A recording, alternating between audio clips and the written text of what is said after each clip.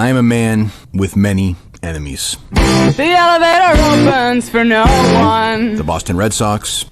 And plans on making me. The mayor of Boston. The governor of Massachusetts. I'm paralyzed into you. Boston Globe. And plans on making me. It's a war. And plans on making me. We're going to battle it out. All sit there. Everyone looks like everyone. My dick's so big, doesn't even matter. He's 2 feet tall. And nobody will get in trouble. Now, of course, everybody's going to kill each other after watching. He's going to fucking open his mouth, it'll fall right in. You're too busy to accept it. And it is going to be, when it's done, the most successful podcast in the history of mankind. And we already met. Listen, there's only 1 minute fan show. Everyone looks like everyone. It's right here. And plans on making me. And plans on making me. No protection. And we are back for another episode of Quantum Kirk. Danny, how's it going? I'm doing well, thanks. I'm honored. I mean, I'm in the midst of a celebrity here. You know, now that you're a Barstool Radio YouTube personality, I'm honored that you're still willing to take the time to sit and chat with me. Oh, Danny, don't do that. But let's not do that. A real celebrity. Relax. So, Danny, let's get into like this episode. Tuesday morning, because of Oliver, you got me up before work doing this. I'm not firing on all cylinders. I'm trying to drink my coffee here. So we're doing the death of Steve Robinson, okay? And I think it's very timely with Dave getting fired now, having the death of Steve Robinson. The two contrasts in the episode of one producer quitting, the other producer, I mean, quit, I guess you could say quit. I mean, Kirk convincing Dave he quit is wild. But what jumped out at me, Danny, is just the difference, the tone. Kirk was sad, disappointed, not angry, but definitely I would say disappointed that Steve was leaving. He didn't see it coming. It wasn't something he had an inkling on. Whereas the difference between Dave leaving is Kirk was, mad at Dave, happy he's leaving. There's no thing of like, oh, I wish you would come back. He asked Steve multiple times, are you sure you want to go? And things like that. Is that the biggest thing that jumped out at you, Danny, is the contrast between the two? No doubt, especially this week of all weeks. And by the way, I take full responsibility that we didn't drop this a week earlier. It actually wasn't an Oliver thing. It was a work thing, but it would have been, it's basically, I think it's going to be our mantra, at least it has been so far, that we're just kind of a week behind on everything, but we'll get caught up. We'll be timely, and we are still in the midst of the producer search, which we'll get to in a second, how quick the last one was. Yes. So the fact that that's still going on, I think this is still very timely. And yeah, it was just night and day different to me after hearing, it's now a week and a half ago, we heard again the, Cullinane quitting episode on last Sunday night, and just the difference in Kirk's tone, like you said, his voice, his attitude. It's like he didn't believe him. So a few different words that came out of Kirk's mouth and Mike's as well. Devastating, shocking, crazy, stunned, unbelievable. Holy shit. Holy fuck. Jesus Christ. Biggest ever news on this show. Devastating is a big word there. Like he was devastated. He said it several times. Biggest ever show news. He said it was bigger than him going away. It was bigger than Blind Mike going away, because he said everybody knew we were coming back. He's like, it sounds like Steve's not coming back.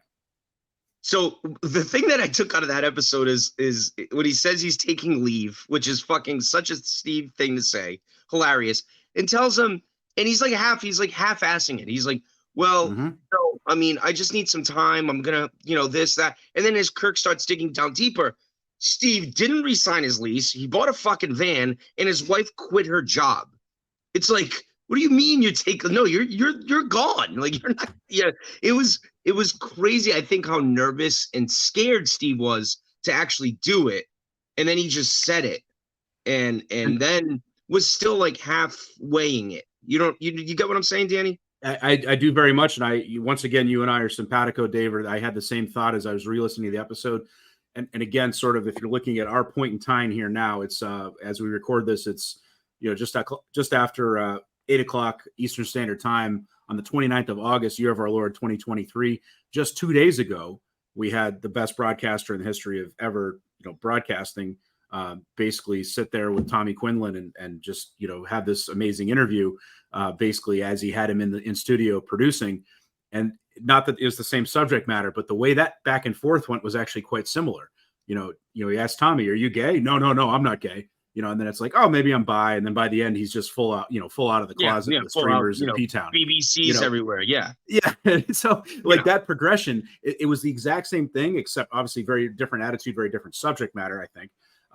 But the way that Kirk was sort of pulling it out of him, like you said, he starts, I got to take some leave, mental time. I'm fucking burned out.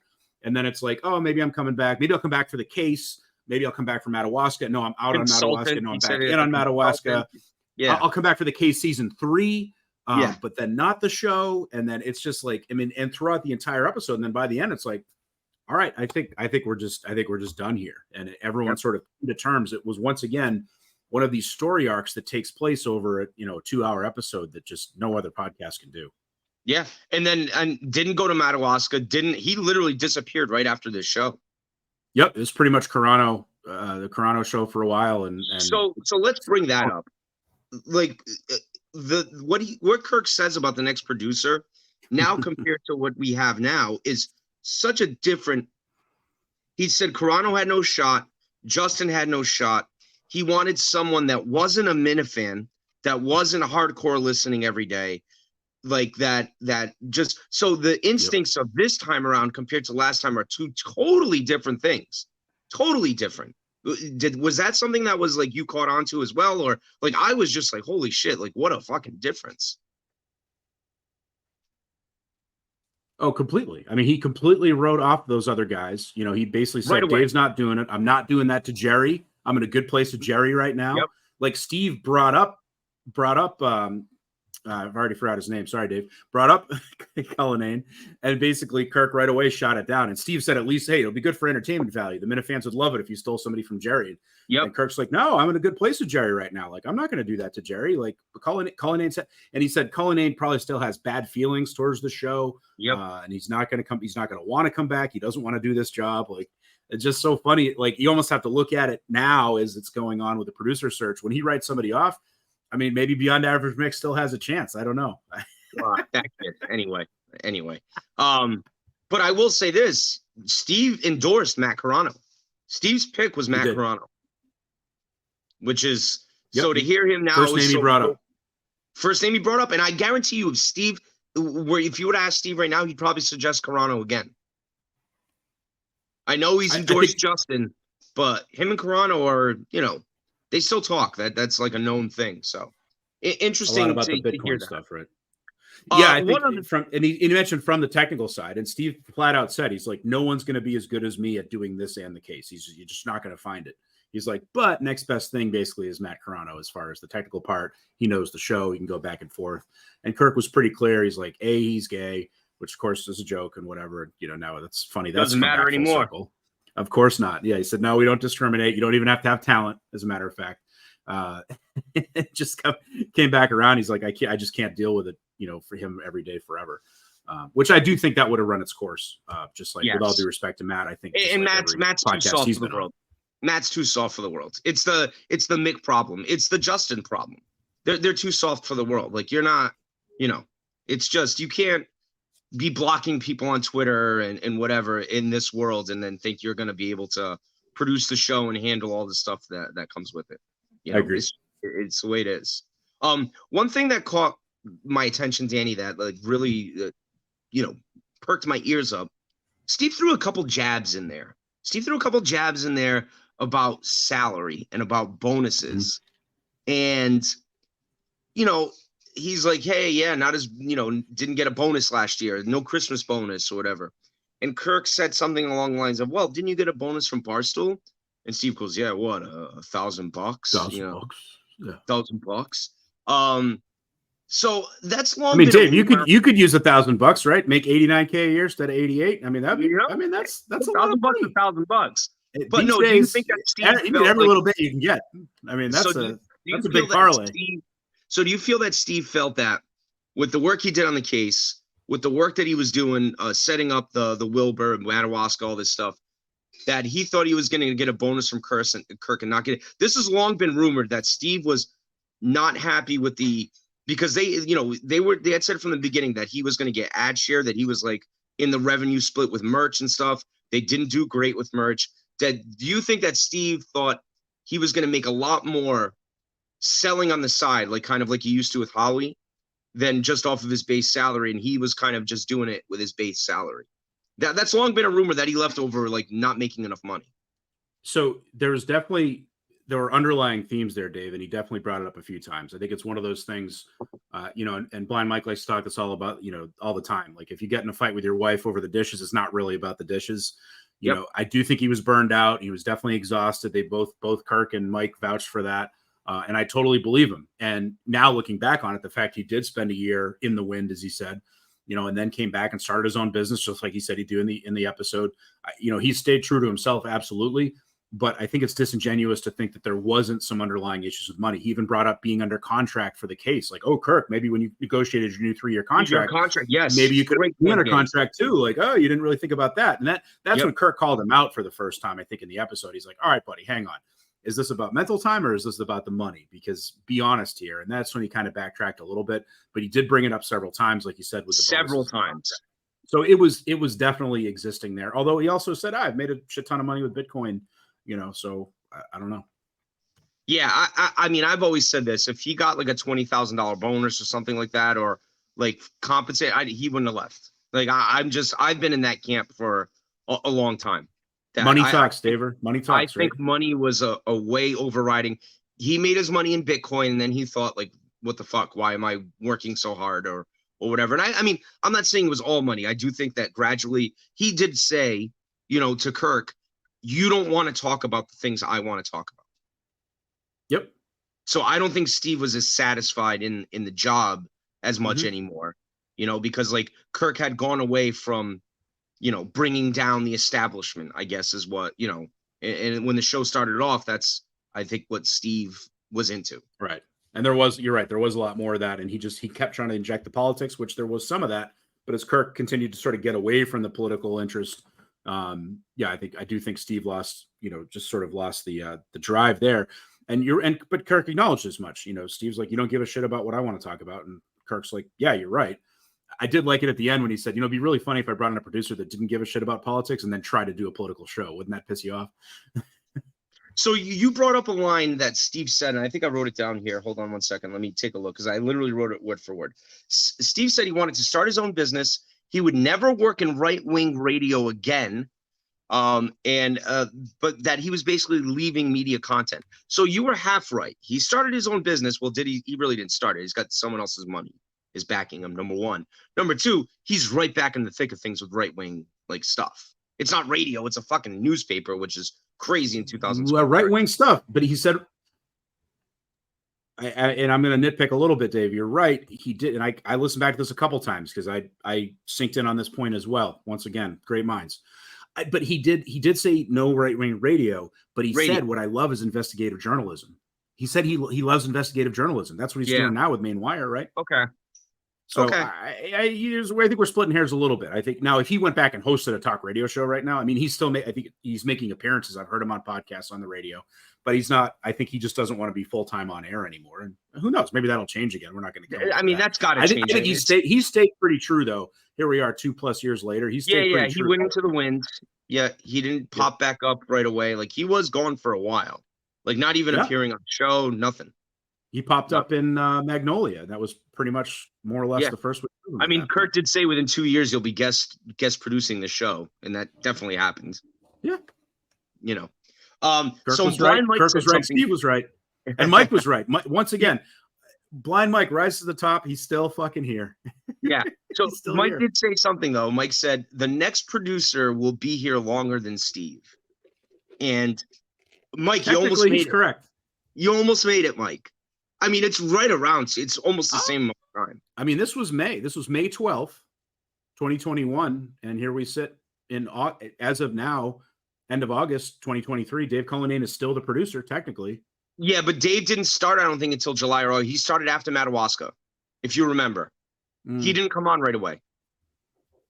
He came after that. The big thing was Colleen's start date was going to be after Madawaska. True. He had nothing to do with the second Madawaska. But the fact is, Steve didn't make it 2 full years. Dave has made it 2 full years. Plus. Okay. Oh, all right. See, I see what you're saying. August to August. Yeah. Good point. Once again, we're splitting hairs here, but we're splitting hairs. I mean, we're really putting the KMS nerd glasses on right now. Yeah, for real. So once again, still no phone calls. No phone calls. No YouTube. It's like I'm just so goddamn used to the show with phone calls at this point. There were phone calls. Were there? Yeah. Outbound phone calls. They called out. They didn't call. They didn't have calls coming in. They took calls in this episode. Oh, did they? I think no, Danny, you're right. I wrote it down wrong. Correct. Steve Danny, was calling out he was calling out the area codes. Yes. 207-823. Yeah. So that's what it is. So phone calls were here. But you're right about no YouTube. So people were finding out as they were calling in on Twitter. I think that's where I miswrote it down here. Right. Yes, because I think Steve tweeted out mental time, deleted it. So people were like, "What the fuck's going on? What's going on?" Anybody on the phone on hold was hearing stuff, and then some people actually heard it live while they were talking to Kirk, basically. Yes. So that is a big thing I think in the show that people don't realize now anymore. With YouTube, with us having YouTube, you'll get people, even if you're not listening to the YouTube, like what happened with Quinlan Sunday night. I'm going to give a perfect example. I wasn't listening when they started at 9:30 on Sunday night. All of a sudden, my texts are, bang, bang, bang. Quinlan's gay. What? Like, what the fuck is happening? Whereas before, like, it would just be these cryptic tweets, and you would have to wait until, hours later or whatever when they would post the show. Now you're like, hold on, what? He's coming out as gay? Now you're like, all right, fuck this. I'm jumping in, and you start listening, or you catch up, or you jump. Like, I think that is a big time frame difference in the show and how we consume it as an audience, is knowing kind of what they're talking about before you go in, before you even do a full listen. Am I crazy? Do you get what I'm saying there? No. Well, you might be crazy, but not on this topic. And I love the Sunday night part too, because I think even the daytime shows, I'll pop it on YouTube usually while I'm working. I can see a little bit here and there, but I'm way behind. I might finish the show by 6:00 at night. I'm pausing, I'm rewinding. But Sunday night, I started late too. But then once I was able to start it, once the kids were in bed, I had the earphones in, was kind of walking around the kitchen doing stuff. So I was able to, basically listen maybe, I heard Mentor say he was about an hour behind. Like, I think a lot of people were at least within that sort of plus or minus 2 hour range. Then you start seeing stuff on Twitter and you're like, oh, what's going to happen? Like, you're almost getting like little teasers. Yeah. It's just a whole nother dynamic that I think is absolutely awesome. And you're right. It is totally different, because you never know when it's just a podcast and as people are just dropping it, you never know. Like, you might find out 3 days, if you're 4 shows behind, you find out next Saturday what happened on Monday. And then by that point, if you go on and tweet, people are like, where the fuck you been? Yeah. Where have you been?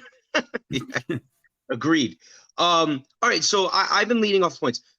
Danny, go ahead. What jumped out? What was the thing that like made you stop in your tracks, or just something that you caught super interesting in the dynamic of Steve quitting on this day? It kind of cracked me up. So you had a lot of ad reads in this, and this, there was a lot going on in this episode. And this probably wasn't I think we've actually hit a lot of the big ones that stuck out at me as well. But so you had the Milton's ad read, which went on for a while, and you could tell Kirk was almost finding like some degree of normalcy in these ad reads. Like, he goes back to Milton's and he immediately switches back to making fun of Mike, Tommy Bahama's drowning over there, in that shirt, which, I mean, I'd be doing the same thing. So, it's kind of funny. And then we heard a few other sponsors, like the nutrition sponsor and some others that are no longer with us. Of course, he shits on Steve right away. Like, springtime is here at Milton's, or springtime is almost here. And he's like, no, springtime's been here for a while. Like, producer's slacking, producer's cutting out. That's the only time you heard a little bit of criticism that you've heard about Cullinane checking out. That's the only time that you heard a little something like that. And then he immediately brought up, I think it was actually during that ad read, he brought up what we talked about in Quantum Kirk episode 4, which was the whole Steve not cutting the audio and then taking the call, or then calling out and having people shit on him. Kirk actually brought that up and basically said, like, hey, were you really, he's like, I think that's the only time I've like really shit on you, right? And Steve said, yeah, basically. He's like, and of course, Steve, I love him, huge ego. He's like, well, I haven't really fucked up any other times. Although he did say he was starting to slip a little bit, which Dave admitted to as well. And I can see where, these guys get criticism because, it's only a couple hours a day. It's only a couple days a week. Of course, for Steve, it was 5 days a week for, probably the majority of his tenure. But it's still a full-time job. You're on the clock, right? Is it? I mean, I think if you do it right and you're, really paying attention to what's going on, I think the last couple to jump ahead to now, and I've been thinking a lot about that's what this episode's about. We're comparing the Dave firing to the Steve firing. So like, this isn't a full, review of the Steve. Like this is a contrast in the two and what happened. So yeah. And I think there was a contrast there. However, I do think the events that were happening leading up to this were probably very similar workload wise to what Dave has experienced. I'm just guessing. This is no inside info, but based on all the travel, with Kirk doing the Corn Ferry tour and the trips to Chicago and Plymouth, plus the case, the last season of the case, plus the case season 2, whatever point it got to, there was a lot beyond the Kirk Minahan show for both Dave and Steve, especially at these moments sort of leading up to their departures. And I do think that, sometimes for people, when they don't have a 9 to 5 or they don't have a specific scheduled time, and you have a boss who, Kirk, everyone keeps saying, and, Kirk's like, hey, I'm pretty easy to work for. Of course, Steve said, yeah, you're easy to work for. And then he kind of called him out on being difficult too. Yes. Yeah. That I love when Steve did. Yeah. He's like, yeah, you're easy, but like, it's like Steve wasn't totally honest with Kirk either. I don't think he gave Kirk a full boss review. I think he was just trying to get the fuck out of there without making an enemy. I think is what there was some of that, but bottom line, I think both guys did hit a point where they got stressed out, and you could say, it's only a couple hours a week. Could you do more? Could Dave have done more, with the show and the Instagram and all that the last couple of months? Absolutely. And he admitted as much. And I think Steve, maybe Steve caught that slide in himself earlier than Dave did and was forthcoming with it. And Steve actually said, all right, you know what, boss, I'm slipping. I fucked up. I posted the case on the KMS episode on the KMS feed. You know what? That's the biggest mistake I've made in a while. I'm starting to slip. You know what? I'm calling it. I bought a van. Wife quit the job. I'm getting on the road. I'm going into the wind. Whereas Dave, I think maybe he just didn't want to admit it or wanted to kind of play it along as long as he could. And then knew eventually it was going to come to a head. There was going to be a rock bottom. It's possible just Steve may have hit the same decline at some point, but he caught it earlier and was, forthcoming about it to Kirk. So I do want to bring up something that was said on this network by the CEO on Mike and the Minifans the other night. And it was a point of topic that I thought was crazy. He thinks that Cullinane was working about 35 to 40 hours a week. That it was full time. Like he was spending 40 hours a week thinking about KMS. And I just don't think that's, I personally, I love Dave. I'm not saying it's Dave's fault. I don't think that was the case. I just don't think that was the case. So, but in that case, are we counting, travel? Are we counting Barstool stuff? Are we counting trivia? Danny, what did he do at the Corn Ferry? That was a big indictment on to me. What did he do there? This is where, and you've seen me getting, I'm all over the place these days trying to record, and most of these delays are on me, and a lot of it does tie in with the family thing. It's not an excuse, it's just reality, it's life. I do wonder if there's some of that with him getting called into the Sunday night shows that we weren't doing before. He could have done jack shit at the Corn Ferry tour. The fact is he was away for a few days, and then he was away again for a few days, and they were in New York and they're doing back and forth. Like he was doing a lot of travel that, again, like even if he was sitting on his ass the whole time, he's away from the family. And guess what? Wives don't love that for the most part. Some do, but many don't, especially if there are kids involved. Even if they hate their husband, they want the guy there to help out with the kids. To help out. Was there some of that home front stuff going on? Maybe not. I think that could have been a factor as well. No, I hear you. I just think that, like, men are saying, clocking in 40 hours is just, it's crazy. Like it's, I don't know. And listen, I like Dave. Dave has, always reached out and he's affable. And I think he's one of the nicest people around going. Like he's a super genuinely nice guy. I just think the biggest indictment is the Instagram and the Facebook thing is two of the, like, you've let go of the rope without saying you've let go of the rope when you do that. That is a tough one. And working in a business, I mean, I'm responsible for those feeds at my job. And if I go a day without it, I'm in trouble, and I get this isn't a normal job, all those caveats, but to go months without really posting anything. Now, here's the thing. It also took, months for it to be called out. BA. Well, I asked BA on the show the other night, did he feel bad about getting Cullinane fired? It was BA on Mike and the Minifans that pointed out. Yeah, but did BA didn't have the original scoop, though, did he? No, it was Fez. It was Fez. BA gave Fez the credit. Fez and Sneaks tweeted it out. Yeah. He gave them the credit. Full credit to them, but it was months until they noticed anything, or at least said anything. So the fact that it wasn't really called out, that's the hard part, because Kirk, he's like, look, I'm not on Instagram. I don't care about growing the show. And when you can, so that's where it's a little. When you keep saying that, I hear you. Yeah, that's the Dave defense right there. That's I don't really give a shit. Like Kirk cares a lot more about what Dave's bringing to the table on the actual show day, which I think, was hit or miss. At some points, Dave would always come with some topics. They may not have been what Kirk wanted to talk about, or maybe they were. Maybe he'd strike gold one day and then not the other. But it was the social media aspect was very much de-emphasized outside of Twitter. But the Twitter account could have been better too, and Kirk had called that out as well. So I do want to point out something that's happening now too, and like we're doing Quantum Kirk, we're reviewing old episodes. I would say I would compare these last I would compare these since Cullinane's been fired. Like, you remember that channel that ESPN did when on cable a few years ago, ESPN Classic. Do you remember that when they came out with that?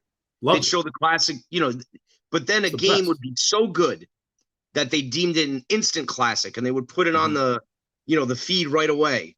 Yeah. And I was just thinking to myself, I was like, these shows, since Dave's been fired, these are instant class. These are I almost want to review these right now. Like, there's so much in there. Montante and Clemmer for over 3 hours. That was old school Kirk right there. That was great. It's great. So I totally agree. Great, and great metaphor as well. I do think that is kind of where we're at, and frankly, we are sort of loosely reviewing the episode while slipping more into what's going on now. There's no way to review the Steve firing without the context of what's going on right now. There's just no way you can do it. Like, they're so similar but yet so different. What I guess. The one thing I want to point out is the way that Kirk just genuinely, I think, and then the hug. Let's go back to the hug in Plymouth with Kirk and Steve as well, too. Do you think Cullinane gets a hug in 2 years like that? Do you think time passes and Kirk starts to realize, I didn't set the standards. Like, I didn't, tell him exactly what needed to be done. Maybe he feels bad. Do you think there would be a genuine hug like that 2 years in a live show with Cullinane and Kirk? I don't think he'll feel bad, but I do think there'll be a hug in 2 years. I do think time heals all wounds to some extent. And that's the thing. I don't think Kirk isn't taking this personally. He's not like, oh, Dave, you shit all over me. You did something to my family. You pissed me. There's nothing like that really. Like, I think he's, generally kind of annoyed with the whole situation right now. And I'm sure he's, blaming Dave for it. But in 2 years, I mean, it's going to be, they'll be best friends again, I disagree. Or not. Okay. I disagree. So here's why. Maybe not best friend, and best friend is the wrong word, but yeah. If it was exact same circumstance being the same, Plymouth show 2 years from now, Dave's doing exactly what the Steve Robinson role was at the show in Plymouth, in 2 years from now, I think there's a hug. And if you disagree, why? I disagree. And here's why. Re-listening to this episode with Steve, and I know we said it in the beginning, the tone, I think Kirk realized what he was losing there. He had a unicorn with Steve Robinson. He did. He had someone that could do the case and do KMS. And I don't think you're finding that again. Kirk is realizing that. Kirk is realizing that it's two separate jobs, and maybe 3 separate jobs now, because he wants to hire someone to do, live shows, to coordinate live shows as well. So I think Kirk is realizing that he had someone in Steve, and I think he realized it right then and there. He knew he was losing a very competent, serious, person who he turned into a character.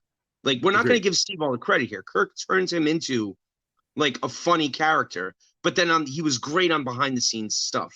But Kirk never had to worry about, is he going to sound good? The equipment, this, that, and also loved investigative journalism. So a perfect partner.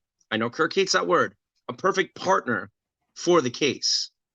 And I just don't think he feels the same way about Dave, Danny. I really don't. I think Dave gets a stern handshake or a slap on the back at a show in like 2 years. He doesn't get Danny. I was there. That hug was, man, like they hugged. Like it was emotional.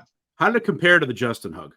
I think it was more emotional. Kirk said he almost like teared up a little bit. Like it was, Steve got his flowers that day. Steve, like, was in the mud with the Minifans playing cornhole, was brought up on stage, was smiling every time Cullinane fucked up. Like genuinely the biggest, goofiest smile.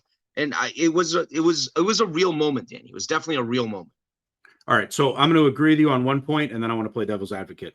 Go ahead. Kirk in this episode did call Steve a good friend. He then redacted the good and said he's a friend. He's a friend. He's never called Dave a friend. He's never even inferred that, right? Agreed. And they talked about spending time on not a ton, but spending time on the road together, spending personal time, which, you hear about again, going back to the Corn Ferry thing. I mean, Dave specifically didn't want to go to dinner, with him. And it was maybe just him and Riggs at the time. I don't blame him because I get the same way on business trips. You want to spend a little bit of time with your boss, like kind of just enough. And then you want to get out of there, do your own thing, maybe sit in your room, whatever, just chill out. So in that regard, maybe he does feel more of a personal connection with Steve, which I'm sure he's missed Steve personally as well as professionally the last couple of years.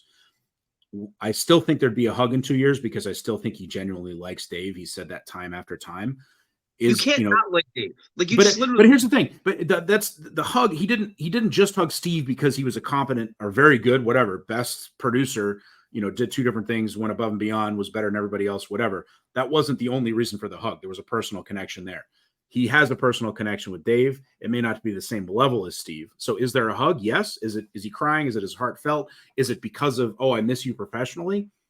Probably not. But I think there's still, dude, you're a good guy. I like you. And, it's great to see you again. It's been 2 years. We buried the hatchet. I think he gets up on stage. He gets a big pop because by then the Minifans will have, hate Montante by then and, want him fired. And we'll be screaming, fire Montante, led by me and you, Danny, led by me and you.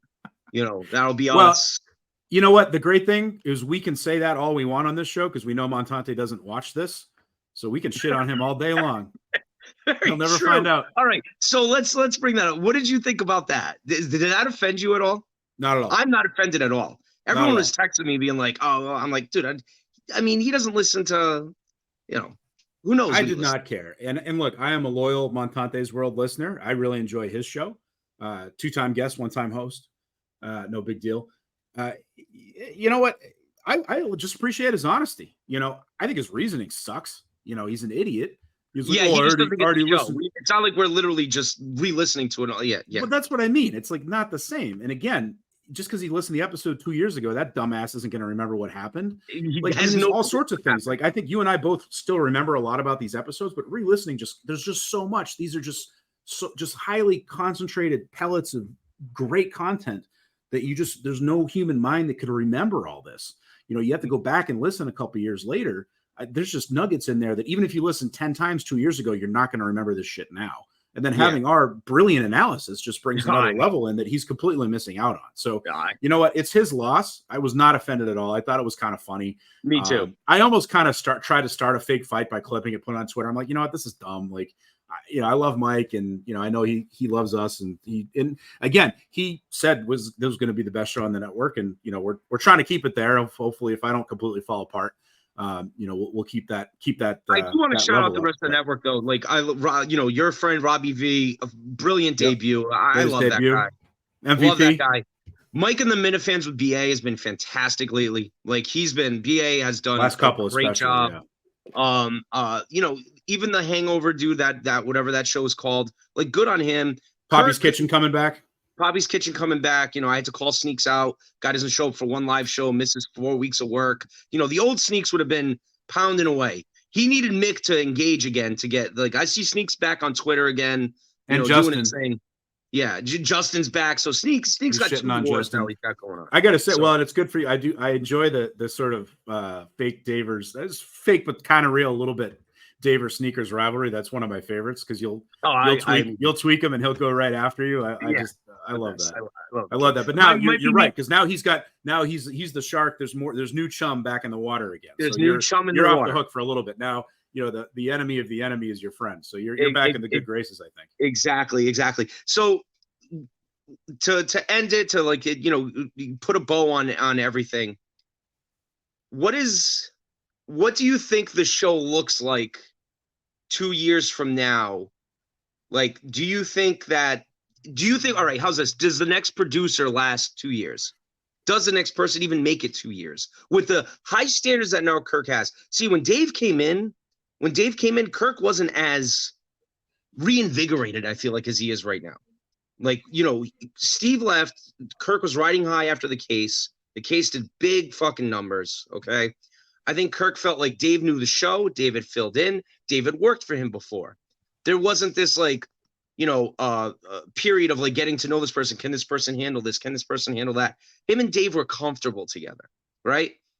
So what changes now with the next person, other than if it's Justin, really never worked for Kirk, okay? And Justin has been so in and out, I really don't even like count that, you know? The high standards that Kirk has set right now for this next producer, like, you're going to live it, you're going to breathe it. I want you thinking about it 24/7. Does that person last 2 years, Danny? Can it, you know, are we doing this 3 months from now? I don't think so. Okay. I could be wrong, of course. Of course. It's happened once or twice. I do think, though, that he's loving this casting couch stuff. Everybody is right now. And he did say, he used the words casting couch, by the way, in the episode we're reviewing. He said, we're going to do this whole casting couch thing and whatever. Casting and of couch course, for producers, yep. But then he goes to Colin and says, oh, I've already found the guy. Search committee, bing, bing, bing. Yeah. You know, and that ends that. So we missed out on this whole process last time, which is fine because I think it's making it that much better this time. Because I mean, this is just gold. Yeah. But I also think, I mean, yes, there's a lot of fun around this and we're having a great time. And this is just awesome content. And KMS Twitter's, you know, where it's never been before, or at least not in a long time. However, I think Kirk is taking this very, very seriously. And he's realized he needs someone that is technically competent, which Dave is, you know, and that's constantly brought up. He's very technically competent, but he does need somebody that eats, breathes, and lives the show. I've seen that now, I think, not only Tommy Quinlan the other night, but I listened to him with Menners this morning. I listened to him on Montante's show before he hopped in the producer. And when, you know, we did find out about the Disney stuff then. So that probably should have raised a few flags at that point. He seems like the type that would do that. I know everybody loves to shit on him, but somebody like an Andrew Augustus, if he doesn't drive Kirk crazy, he's the type of guy to go all in. He loves this shit, you know. He'll be all about finding drops and coming up with new ideas, and he'll get us back into the prank calls and the parody songs. Like, I think you're going to see a lot of that out of somebody like him. Mike absolutely love it. I think the Montante thing would be great. I would be a little concerned there just because, again, he's got to do the move thing and he's got to get all that figured out. I could see the logistics of that being tough. You know, so you'd have to, you know, there's a possibility. I think if Mike got in there and, you know, kind of figured things out, you could be looking at a long-term guy there. Anyway, we don't have to go through all the candidates. I didn't mean to start doing that, but I do think the point is you find somebody who's willing to jump all in and absolutely loves this. You know, some of these guys that have been in the world and we know absolutely do love the show. You know, that's great. Counterpoint being, you know, when you love something and then you start working in that field, now it becomes a job, which I do think happened with Dave a little bit. You know, now it's a job and now it's not as fun. Now it's not a labor of love. Now it's oh shit, if I don't do this today, Kirk's going to get mad at me. Instead of, oh, you know, if we don't do Quantum Kirk this week, you know, whatever, people shit on us on Twitter, but we're not getting fired. There's no money involved. It doesn't involve our family. You know, the stakes are higher. So I think I trust Kirk to pick the right person who's going to persevere and, you know, stick around for a long time. But then the question, I guess, will be on that person and if the circumstances change. So I would put odds on the next guy sticking around for a long time. Maybe they'll be the longest. Maybe they'll be the longest tenured producer, and if not, then cut this up and put it all over the place that I was completely dead wrong. But yeah, so I'm just interested. I'm interested to see how this plays out. Like I said, re-listening to the Steve episode was just such a stark contrast. I know I've said it a couple times. It's just, if you haven't listened, folks, go back and listen to it. After what's going on right now, it's gonna be jarring to see the difference in tone, the difference in attitude of Kirk, the difference in attitude of Mike. You know, Mike, let's bring up Mike. Mike was so flabbergasted. Like, he even, I think 20 minutes into the episode, he's still going, hold on, Steve, is this real? Like, is this real? Whereas with the Dave thing, Mike being there the other night was, it almost like Mike wasn't surprised. Now, there's rumors going around that other people behind the scenes that Kirk might have told other people that he was going to fire Dave already. I don't know if you've seen that on Twitter. There's a lot of rumors flying that VD knew and things like that. So Mike just didn't seem surprised about the Dave thing on Sunday night. He seemed like sad for him, but I don't think he seemed surprised. Whereas with Steve, he was totally, half hour in, 20 minutes in, still asking, I think he said it right, Danny, is this real? Like real? Talk on that a little. I think that reinforces my point earlier, though, about the slope. Because again, even people that weren't in Plymouth knew about Plymouth, knew what had happened there. True. I heard Tommy Quinlan say he's sitting there watching the show and thinking, holy shit, Dave is fucked. Yeah. I think Dave is sitting there thinking, I'm fucked. It's a matter of time. No, he didn't. I think I brought this up in the last episode. I'm telling you, man, Dave's the only one that didn't see this coming. We're at the cabbie shack after. We're at the cabbie, and I'm like, dude, you're going to get killed on Monday. And he's like, oh, I don't think so. Like, he didn't seem that worried. Okay. Got it. And once again, inside info. I mean, investigative journalist, by the way, on the screen here. I mean, should we get some lunch after and we can split the check? We'll see if our server goes online and tells everyone. Come on. That was not bad. They left a phenomenal tip. Like, I praise them to the gills. You handled it perfectly. I mean, I'm not supposed to talk about that. Come on. I mean, like, that's what we do in the Kirk Minahan world. Of course you are. I'd be disappointed if you didn't. What was I saying? No, I made too much funny and I forgot what I was talking about. Yeah. See, you dummy. Oh, okay, you're right. So maybe the night of Plymouth, you're right. Maybe he wasn't like, oh my God, I'm fucked. But by the time he did get shit on, as you called it, like Monday, Tuesday, whatever, I think he started to realize, oh wait, this isn't good. Because Kirk took it pretty easy on him right away. Because I think at that point, Kirk. Yeah, they did the one show before their vacation. Right. And then Kirk started making calls to people like Big Cat and Riggs, and Jeff Lowe being like, hey, what do I do with this guy? VD. Oh, insider. That's the rumor. Insider. Okay. So obviously that was brewing at that point. And I think that's when Dave kind of knew something was going on. And then when he showed up without the Shattuck Steve sound, that was tough. That was really tough. It's almost indefensible. And then the Instagram gets brought up, and I think that just became a perfect storm. That was the straw that broke the camel's back. Again, you could say that that doesn't make sense because it wasn't a big deal to Kirk, but it still showed that it was still a bellwether of the effort at that point. So I do want to bring up Blind Mike one more time. I want to bring up Blind Mike one more time though, because Blind Mike was, I think, really fighting for Dave. Yeah. Whereas with Steve, I don't want to say he was glad Steve was leaving. They talked about that they were friends and things like that. Mm-hmm. But I still do think Blind Mike had like PTSD. Like, I know he had come back. This is after the fencing. So this is after he's come back. Steve is quitting. I do think that Mike was looking forward to like the Dave Cullinane era, like, or the next producer era where he wouldn't be like the third guy, the whipping boy anymore. Like, I felt, I don't want to say relief from Mike re-listening to the Steve episode. Like, he was genuinely like, oh shit, surprised. But I don't think he was sad. With Dave, that night where Dave lost his job, like, Mike felt like sad and bad for him.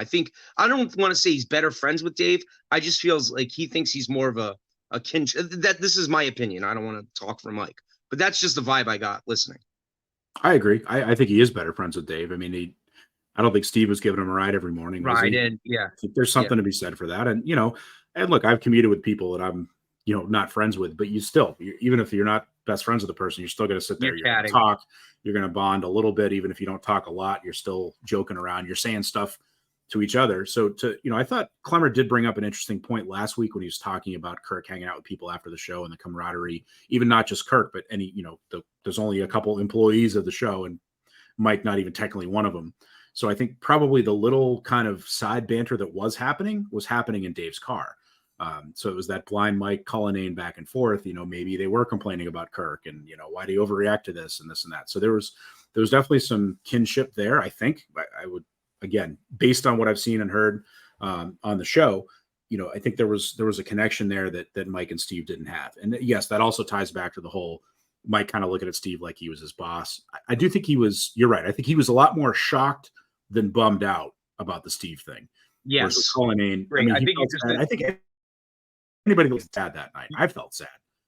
I shot him a little note myself, being like, geez, this, maybe you brought it upon yourself 1,000%, but this still sucks. I think that's the feeling with the Minifans, right? Like, I think there's not a lot of people that don't like Dave. Dave is an actually like nice person in person at live shows. Like, he's a genuinely just a nice guy.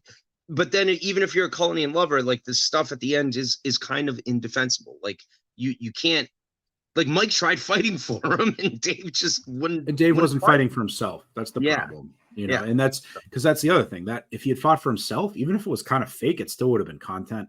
Like, Kirk would have eaten that up. And once he just kind of laid there and took it, it's really hard to even turn that into content.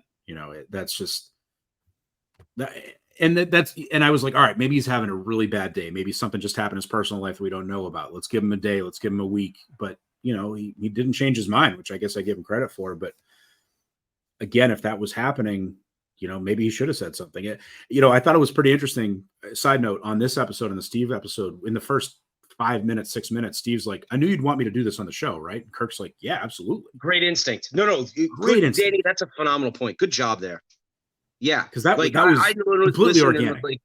Like, if he quit off air, I think that probably would have drove Kirk bananas. Yep. Yeah. The great point. There, no doubt. And that's what brought out. That's why you had the shock and awe of both those guys, because they knew Steve was burned out, but I'm sure he hit everything else. He wasn't talking about like, oh man, I'm thinking about quitting and I bought a van. Like, they didn't know anything. So, unlike Blabbermouth Montante, who would probably talk about everything left and right. I mean, Montante, when Montante gets fired 2 years from now or quits or whatever, he'll do it on Mike and the Minifans. Yeah. He'll do it on Mike and the Minifans. 100%. Or like Minifandom or something like that. He'll do it with Menners. He'll tell Kirk he's leaving through Menners. Maybe he'll do it on Quantum Kirk. It'll be the first episode he's ever watched. Exactly. All right, Danny, I think this is a good way to end it. This episode kind of topsy-turvy turn. We brought up some new topics, but I kind of felt that was going to happen. It's hard to re-listen to Steve and hear what's going on with Dave and not compare and contrast and talk about, the two different side-by-sides. John, I don't even think we need any of those clips. We really didn't kind of, use them. So makes your post-production pretty easy. I'll put Steve getting like just announcing the fire, like he wants to quit at the end. Yeah. I think that's a good one. Other than that, I think we kind of hit on everything else that we had talked about. That we talked about, and then we got into. I really think Dave, I second this suggestion. Like, for anybody that hadn't re-listened to this, when I tweeted last week that we were going to record last week and then didn't, definitely hop on and listen, because you just got to hear the whole episode again. You got to hear the tone difference. So many things looking back, like you hear it back then and look at things now.